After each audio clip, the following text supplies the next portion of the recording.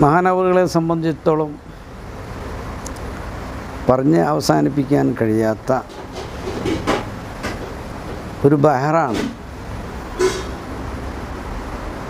എത്ര പറഞ്ഞാലും ബന്ധപ്പെട്ടവരായ ആളുകൾക്ക് അവിടുത്തെ സംബന്ധിച്ച് പറഞ്ഞ് അവസാനിപ്പിക്കാൻ കഴിയില്ല. അതാണ് അവിടുത്തെ വസ്തുത.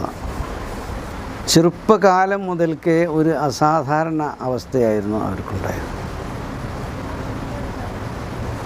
അവർ ജനിക്കുന്നതിന് മുമ്പ് തന്നെ ഹജ്ജ് യാത്രക്ക് പോയ വന്ദ്യരായ പിതാവിനോട് അവിടുന്ന് ഒരു മഹാൻ പറഞ്ഞതാണ്, നിങ്ങളൊരു വലിയൻ്റെ ഉപ്പയായിരിക്കുന്നു എന്ന് ഹറമെന്ന് അവിടുന്ന് പറയുകയുണ്ടായി. അങ്ങനെ അവിടുത്തെ ചരിത്രം ഇങ്ങനെ അവിടെ നോക്കിയാൽ ഈ നൂറ്റാണ്ടുകളിൽ നമ്മൾ കാണപ്പെട്ട നമ്മൾ അറിയപ്പെടുന്ന ഒരു മഹാന്മാരോട് തുല്യമാക്കാൻ കഴിയാത്ത ഒരു അസാധാരണ മഹാനാണ് സിയംബുലില്ലാഹി. എൻ്റെ ഉമ്മയും അവരും ഒരു വീട്ടിൽ ജനിച്ചവരാണ്. എൻ്റെ ഉമ്മ അവരുടെ മൂത്താപ്പയുടെ മകളാണ്. മഹാനവറുകൾ എൻ്റെ ഉമ്മയുടെ എളാപ്പയുടെ മകനാണ്. അങ്ങനെ ജ്യേഷ്ഠൻ്റെ മക്കളിലുള്ള ഒരു ബന്ധമാണ് എൻ്റെ ഉമ്മയും അവരും തമ്മിൽ. ആങ്ങളെയും പെങ്ങളി സഹോദരനും സഹോദരിയായിട്ട് കൂട്ടമായി ജീവിച്ച് എൻ്റെ ഉമ്മാക്ക് അവരെക്കാളും 2-3 വയസ്സ് അധികം ഉള്ളതുകൊണ്ട് മദ്രസിലും സ്കൂളിലൊക്കെ കൊണ്ടുപോകാറുള്ളത് ഉമ്മയായിരുന്നു.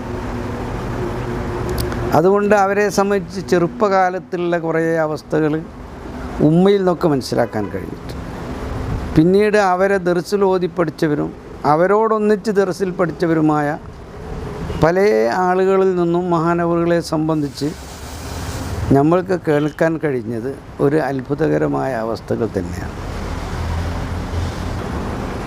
അള്ളാഹുവിൻ്റെ ദീനിൽ അവർ എന്താണോ ഒരു ദിവസം മനസ്സിലാക്കിയത് അത് അന്ന് മുതൽക്ക് തന്നെ ജീവിതത്തിൽ പ്രാവർത്തികമാക്കിയ ഒരു സ്വഭാവമായിരുന്നു അവർ. അൽ ഇൽമു ബിൽ അമൽ എന്നാണല്ലോ.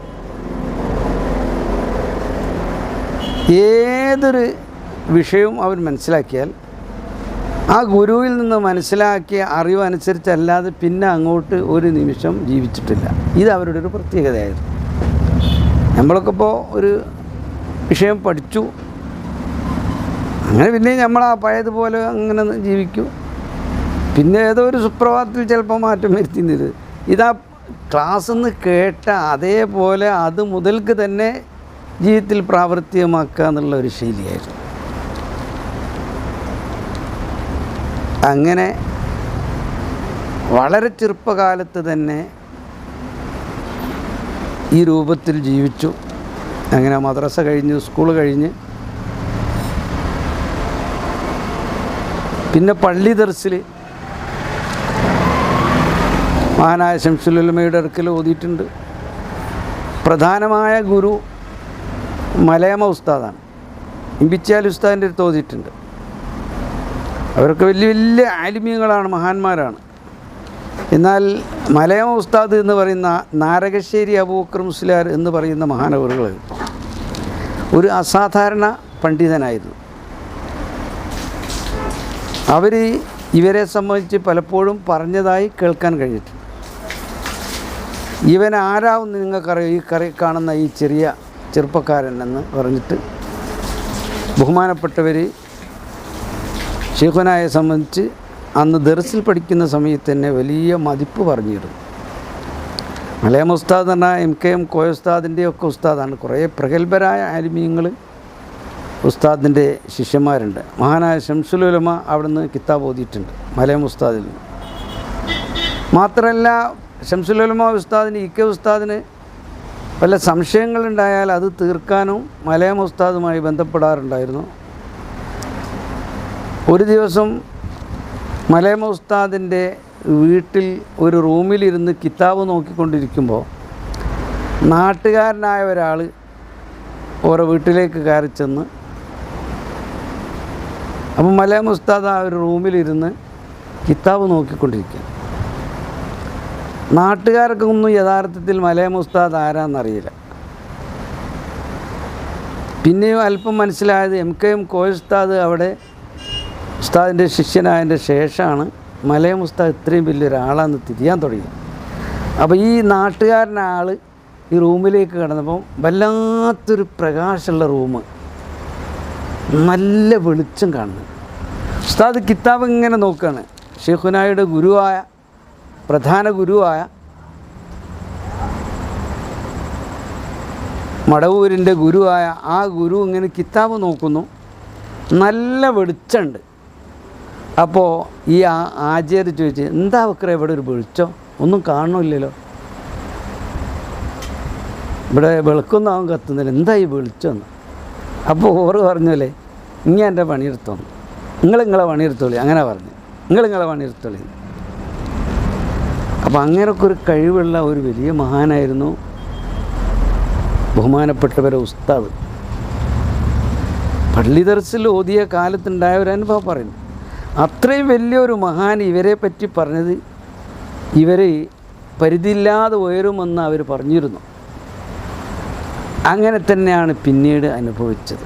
യഥാർത്ഥത്തിൽ ഇവിടെ മാ ഖലഖ്തുൽ ജിന്ന വൽ ഇൻസ ഇല്ലാ ലിയഅ്ബുദൂന്നാണ്. അല്ലാഹു സുബ്ഹാനഹു വ തആല നമ്മളെ സൃഷ്ടിച്ചത് അവനെ ആരാധന ചെയ്യാൻ വേണ്ടിയാണ്. എന്ന് പറഞ്ഞാൽ അവനെ ഉടമയാണെന്നും നമ്മൾ അടിമയാണെന്നുള്ളൊരു തിരിച്ചറിവ്, അതാണ് നമ്മളെ ലക്ഷ്യം. ബാത്തെടുക്കാൻ അതാണ് ശരിക്ക് അടിമത്തെ അംഗീകരിച്ചു കൊടുക്കുക. അപ്പോൾ ഉടമ എന്ത് പറഞ്ഞാലും അത് അടിമ ജീവിതത്തിൽ അതേപോലെ പ്രാവർത്തിയാക്കുക. അപ്പോൾ ഇവിടെ 5 വക്തിലെ നിസ്കാരം, റമദാനിലെ നോമ്പ് തുടങ്ങി 5 ഇസ്ലാം കാര്യം 5 കാര്യങ്ങൾ, ഈമാൻ കാര്യം 6, ഇതിൻ്റെ പുറമെ ഒരുപാട് കാര്യങ്ങൾ ഇസ്ലാമായി പ്രവർത്തിക്കേണ്ടത്.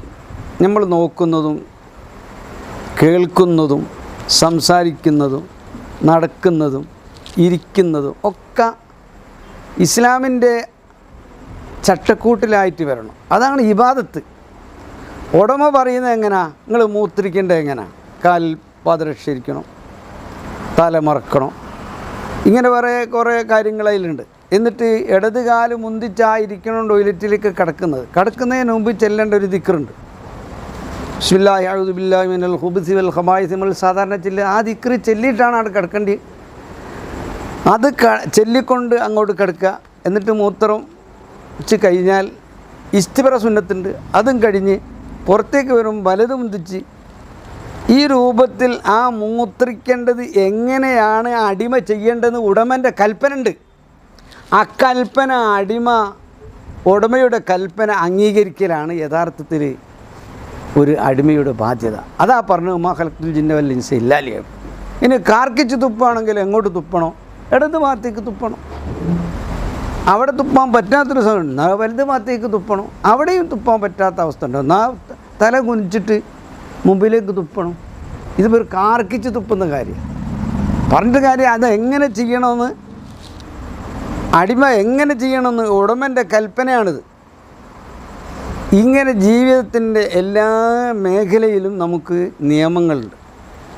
ആ നിയമങ്ങൾ അത്യാവശ്യം പാലിച്ചു പോരുക എന്നതാണ് ഒരു മനുഷ്യൻ്റെ ബാധ്യത. അതായിരുന്നു ഷെയ്ഖുനായുടെ ശൈലി.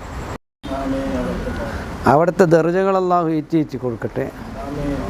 അവിടുത്തെ സ്നേഹിക്കുന്ന, അവിടുത്തെ മഹത്വങ്ങൾ, അവിടുത്തെ ചരിത്രങ്ങൾ മനസ്സിലാക്കാൻ ആഗ്രഹിക്കുന്നവർക്കൊക്കെ അല്ലാഹു ഇതൊരു ഫലം ചെയ്യുന്ന അമലായി സ്വീകരിച്ച് അനുഗ്രഹിക്കട്ടെ.